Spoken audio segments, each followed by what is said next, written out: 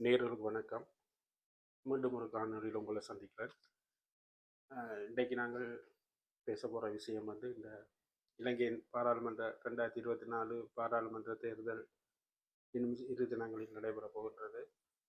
அதில் பல சுயேட்சை கட்சிகள், பல கட்சிகள் என்று பல்லாயிரக்கணக்கான வேட்பாளர்கள் நாடு முழுவதிலும் இருந்து போட்டியிடுகின்றார்கள். இதில் நாங்கள் இன்றைக்கு இந்த ஜாழ்ப்பாணம், குறிப்பாக இந்த டாக்டர் அர்ச்சுனா, இந்த ஊசி சின்னத்தில் போட்டியிடுற வேட்பாளரான மயூரனை பற்றி தான் இன்றைக்கு இதில் காய்க்க போகிறோம். இந்த மயூரனை பற்றி காய்க்கிறதுக்கு முதல் நாங்கள் இதில் அதாவது மயூரன் இன்றைக்கு தேவையா தேவை இல்லையா, அவரை பாராளுமன்றம் அனுப்பணுமா அனுப்ப தேவையில்லைன்ற பற்றி அதான் இது இந்த மெயின் பிரதானமான கரு. அதில் உங்களுக்கு எல்லாருக்கும் தெரியும், மயூரன் சொல்லியிருக்கார் தான் ஒரு இணக்க அரசியலை செய்ய போவதா. இந்த இணக்க அரசியலில் ஏற்கனவே நிறைய பேர் செஞ்சிருக்கணும். அதில் ஒரு சில வெற்றிகளும் பல தோல்வியும் அடைஞ்சிருக்கணும்.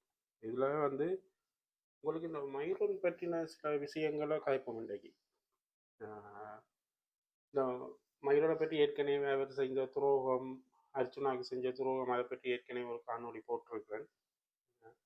அதை நீங்கள் பார்த்துருப்பீங்க. இன்றைக்கு அவரை பற்றி மேலதிகமாக இந்த பாராளுமன்ற எலெக்ஷனில் அவரை நாங்கள் பாராளுமன்றம் அனுப்பணுமா இல்லையான்றதை பற்றி தான் இன்றைக்கு ஆய்க்க போகிறேன்.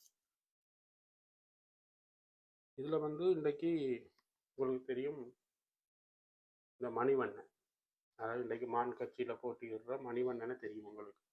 இந்த மணிவண்ணன் உங்களுக்கு தெரியும், முந்தைய சைக்கிள் கட்சியிலிருந்து பிறகு விலகி பிறகு ஜாழ் மாநகர சபை தலைவராக தெரிவு செய்யப்பட்டு அதுக்கப்புறம் அந்த பிரச்சனை இதெல்லாம் உங்களுக்கு தெரியும்.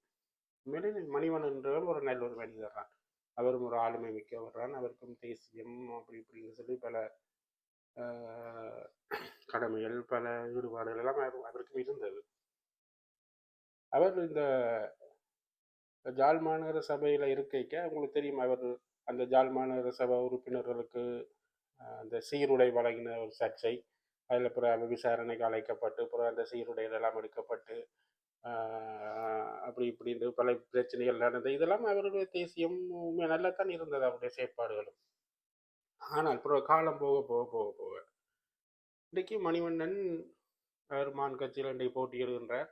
அவருடைய கட்சிக்கு யார் தலைவர்ன்ற இன்றைக்கு தெரியல. பிறகு இந்த ஆரிய குலம் புனர்நிர்மாணம் செஞ்சதில் அதுலேயும் ஒரு சில பிரச்சனைகள், டக்ளஸ் தேவானந்தா அவர் செய்த அதுலேயும் சில பிரச்சனைகள் வந்ததாக ஊடகங்கள் மூலம் அறிய வருகின்றது. எனவே அன்று இருந்த மணிவண்ணன் இன்று இல்லை.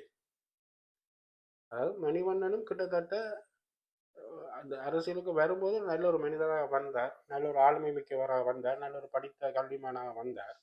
ஆனால் இன்றைக்கு அவர் நிலை என்ன? இன்றைக்கு இந்த பாராளுமன்ற தேர்தலில் போட்டிக்கிட்டால் இன்றைக்கு அவருக்கு ஒரு ஆசனம் கிடைக்குமான்றது மிகப்பெரிய கேள்விக்குறி. அப்போ நான் இதில் ஏன் மணிவண்ணன் மீது எனக்கு எந்த ஒரு தனிப்பட்ட கோபமோ தனிப்பட்ட எந்த பிரச்சனையிலும் எனக்கு இல்லை. நான் இந்த மணிவண்ணன் எடுத்த காரணம் என்னன்னு சொன்னால், இன்றைக்கு இந்த மணிவண்ணனை நாங்கள் அன்றைக்கு எப்படி பார்த்தோமோ அதே மாதிரி தான் இன்றைக்கு மயூரன் அதில் இருக்கிறார். இல்லை, மணிவண்ணனுக்கும் மயூரனுக்கும் இடையில கணக்கு ஒற்றுமைகள் இருக்குது. அப்போ இந்த மயூரன் இன்றைக்கு சொல்றார் தான் இணக்க அரசியல் செய்ய போவதாக. அப்போ இன்றைக்கு மணிவண்ணன் எப்படி அன்று இருந்து பலராலும் விரும்பப்பட்டு இன்றைக்கு எப்படி அவர் ஒரு கேள்விக்குறியா இருக்கிறாரோ இதே நிலைத்தான் நாளைக்கு மயூரனுக்கும் வேற போகுது. ஏன்னா மயூரன் இப்ப அவர் சொல்ற மாதிரி ஒன்றுமே அவர் செய்ய போறது இல்லை. ஏன்னா அவற்ற கொள்கையை இணக்க அரசியல், இணக்க அரசியல்ல ஒன்றுமே செய்ய இயலாது. அவர் அங்கேயும் பாடி இங்கேயும் பாடி அவைக்கும் காய்ச்சி இவைக்கும் காய்ச்சி. இப்பயே தெரியும் உங்களுக்கு, அண்மையில் வந்த சர்ச்சையில் அந்த பத்திரிகை மாநாட்டை கூடி அவர் கைலாவை கொடுத்தது, அப்படி இப்படி அவரோட காய்ச்சது இவரோட காய்ச்சது, அவர் இப்பயே அந்த தடம் மாதிரி போய் கொண்டிருக்கிறார். அப்ப இவற்றை அரசியல் இன்றைக்கு மணிவண்ணனுக்கு இருக்கிற நிலைமை நாளைக்கு மயூரனுக்கும் வேறும். அப்ப இந்த மக்கள் யோசிக்கணும் முதலாவது. இப்ப எல்லாரும் சொல்லலாம் மயூரன் பெரிய ஆளுமை அது சொல்லிக்கொண்டிருக்கணும். அவருக்கு அதாவது கல்வி புலம் சார்ந்து அவருக்கு நல்ல ஆளுமை இருக்கு, அதை யாரும் மறக்கிறதுக்கு இல்லை. ஆனா இப்போ நாங்கள் உங்களுக்கு தெரியும், நாங்கள் ஊரில் எல்லாம் இந்த ஸ்கூல்லையே படிக்க தவணை பரீட்சை அது இது என்று சொல்லி ஒரு வருஷத்தில் 3 டெஸ்ட்டுகள் எல்லாம் வரும். பாடசாலை மட்டத்தில் எல்லாம் பல போட்டிகள், பல சொற்பொழிவு அப்படி இப்படின்னு பல போட்டி எல்லாமே நடக்கும். அதில் எல்லாருமே சிலவில் பார்த்தீங்கன்னு சொன்னால் நல்ல 100க்கு 100 100க்கு 100 எல்லாம் எடுத்திருப்பார்கள். எல்லா பாடங்களையும் 90, 80 அவரேஜ் கூட சில பேருக்கு 99 கூட அவரேஜ் எல்லாம் வந்திருக்குது. ஆனால் அவர்கள் பிறகு ஓஎல் சாதாரண லெவல் சாதாரண தர பெறுவரை பார்த்தீங்கன்னா சில 2 பாடம் கூட பாஸ் பண்ணியிருக்க மாட்டேன். இப்போ அப்படியான ஆட்கள் எல்லாம் கிணவர் இருக்கணும். அதே மாதிரி தான் இந்த மயூரனும் அவர் அகில இளைஞர் ரீதியில் ஒரு முதலாம் இடத்துக்கு வந்திருந்தாலும் அப்ப அவர் அரசியலுக்கு போய் என்ன செய்வாருன்றதுதான் இங்க கேள்வி. அவர் அந்த அகில இளைஞர் ரீதியில கணிதத்துறையில முதலாம் இடம் வந்ததுக்காக நாளைக்கு இலங்கையோ அல்லது வடக்கு கிழக்கையோ ஒரு சிங்கப்பூர் மாதிரி ஆக்கும் என்று நினைக்கிறது அது முட்டாள்தனம். ஒவ்வொருத்தருக்கும் ஒவ்வொரு திறமை இருக்கு. அப்ப அவற்ற திறமை வந்து அந்த கல்வி புலன் சார்ந்த திறமை அவருக்கு இருக்கு. அவர் இவ்வளவு ஆழமை வந்து ஒருத்தருக்குமே தெரியாது. இலங்கையில் ஒரு சரியான ஒரு துறையில இல்லை. ஒரு அரபு நாட்டுல போய் சாதாரண ஒரு கணக்கியலாராகவோ ஒரு பொறியியலாரோ ஏதோ சாதாரண வேலையெல்லாம் இருந்திருக்கிறார். அப்ப அவற்ற ஆளுமைன்றது வந்து மிகப்பெரிய ஒரு கேள்விக்குறி. அவற்ற ஸ்பீச்சுகள் அதுகள் அவர் கதைக்கிறார். அவர் தன்னுடைய கல்வி புலம் சார்ந்த மாதிரி அவர் அதை கதைச்சு கொண்டு வாரார். ஆனா அவர் என்ன மாதிரி அதை கொண்டு பார்லிமெண்ட்டுக்கு தெரிவு செய்யப்பட்டா அவர் என்ன மாதிரி அதை கொண்டு முடிக்க போறாருன்றதான் இப்ப இருக்கிற கேள்வி. இப்ப நீங்கள் உதாரணத்துக்கு பார்க்கலாம், இந்த இணக்க அரசியல் ஏன் நான் வேலை இந்த பிரயோசனம் இல்லைன்னு சொல்றேன்னு சொன்னா அண்மையில் இந்த சுண்ணாக்கள் நடந்த பிரச்சனை உங்களுக்கு தெரியும்.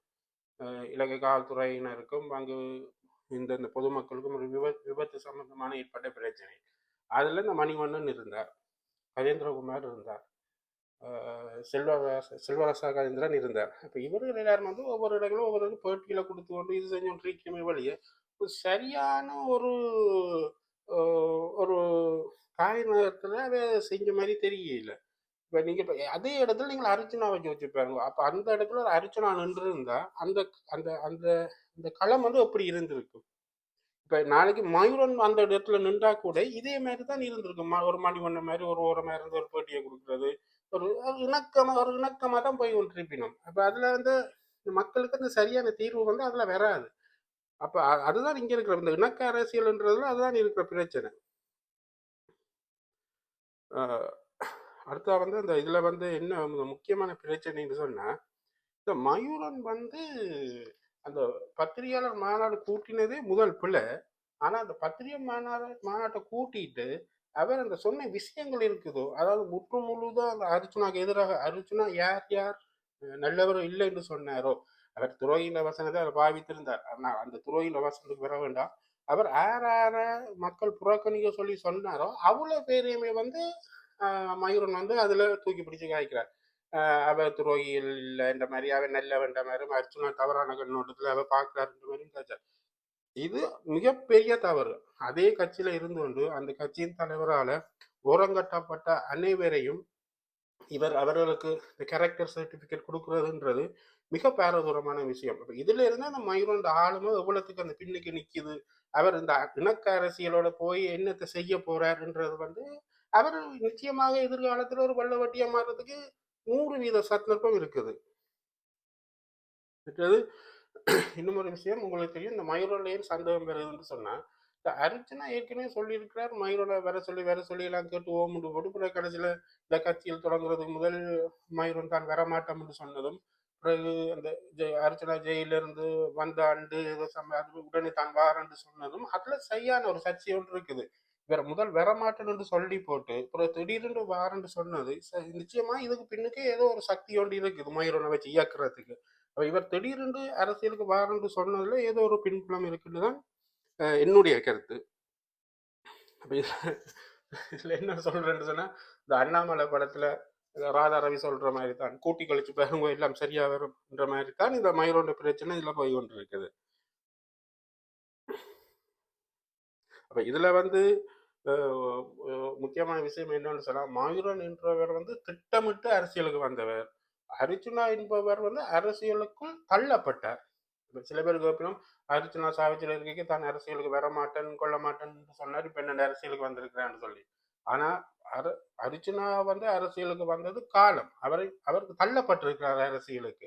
ஆனால் மயூரன் வந்து திட்டமிட்டு அரசியலுக்கு வந்திருக்கிறார். ஆனபடியா மயூரனை வந்து நம்புறது சரியான ஒரு கேள்விக்குறியான விஷயம். அப்ப இதுல நான் சுருக்கமா என்ன சொல்றேன்னு சொன்னா மயூரனுடைய இணக்க அரசியல் நிச்சயமாக எங்களுடைய தமிழ் மக்களுக்கு எந்தவித முன்னேற்றத்தையும் ஏற்படுத்தி தரும் என்று நான் நினைக்கவில்லை. இது மயூரன் வந்து போய் திருப்பியும் அதே மணிவண்ணன் மாதிரி அதே மற்ற பாராளுமன்ற உறுப்பினர்கள் மாதிரி அவர்கள் ஒரு இணக்கப்பாட்டோடு தான் போவார்களே வழியே இந்த வெட்டொன்று தொன்று கதைச்சு ஒரு சரியான ஒரு தீர்வை கொண்டு வந்து அதுக்கு வந்து அது எல்லாராலையும் முடியாது. இப்ப இந்த தென்பகுதியில் அண்மையில் கலந்த வருடங்கள் ஏற்பட்ட இந்த சர்ச்சைகள் தெரியும், ரஞ்சன் ராமநாயக் என்ற மாதிரி அவர்கள் மாதிரி அரசியல்வாதிகள் தான் இப்ப நாட்டுக்கு தேவை. அதே மாதிரி அரசியல்வாதி தான் எங்களுக்கு இப்ப கிடைச்சிருக்கிற இந்த அர்ச்சனா. இது ஒரு நல்ல சந்தர்ப்பம். நாங்கள் அர்ச்சனாவை இந்த முறை நாங்கள் எப்படியாவது பாராளுமன்றம் அனுப்பணும். இதை விட்டோம் என்று சொன்னால் எங்களுக்கு இன்னைக்கு நாங்கள் 5 வருஷம் நாங்கள் காத்திருக்கணும். ஆனா அந்த 5 வருஷத்துக்குள்ள அர்ச்சனாண்ட நிலம் மாறிடும். ஆனபடியா இந்த மயூரன் என்ற இந்த அது மக்களே முடிவெடுங்க மயூரன் வேணுமா வேண்டாமான்றது. ஆனா என்னுடைய தனிப்பட்ட கருத்து மயூரனுடைய இணக்க அரசியல் தற்போது எங்களுக்கு பெரிய அளவில் கை கொடுக்க மாட்டுது. எனவே நீங்கள் சரியான மக்களை சரியான வேட்பாளரை தெரிவு செய்து இந்த முறை பாராளுமன்றத்துக்கு அனுப்ப வேணும். அப்ப இதுல என்னுடைய கருத்தின்படி மயூரன் வந்து சுருக்கமா சொல்லுவோம், மயூரன் எங்களுக்கு சரிப்பட்டு வரார், வாய்ப்பில்லை ராஜா என்ற மாதிரி சொல்லி இதை நான் காணொலியை நான் முடிச்சுக் கொள்கிறேன். இது வந்து என் தனிப்பட்ட கருத்து தான். மக்கள் நீங்கள் சிந்திச்சு முடிவெடுங்க. நன்றி, வணக்கம்.